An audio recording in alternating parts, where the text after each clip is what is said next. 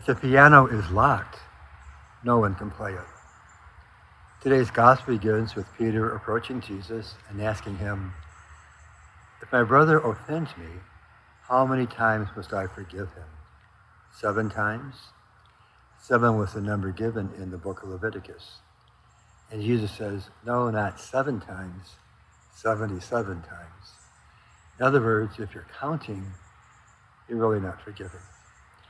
And then Jesus tells the story of the unforgiving servant, the servant who owes the king a tremendous amount of money that he can never pay back. And when the king threatens to imprison him, he begs for mercy, and the king forgives him. But then that same servant goes out and meets another servant who owes him a very small amount of money. But because he's unable to pay it, when he begs for mercy, the first servant refuses to forgive and hands him over to the prison. And when the king hears of this, he gets very upset. He withdraws his mercy from the first servant and hands him over to the torturers until he pays back the last penny. And then Jesus says, the Heavenly Father will do the same to you unless each of you forgives his brother from his heart.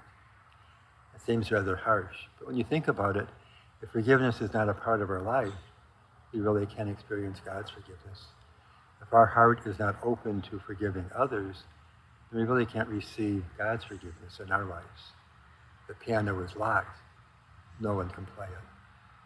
So maybe today we can really work on trying to forgive others so we too can open our hearts to receive God's infinite mercy.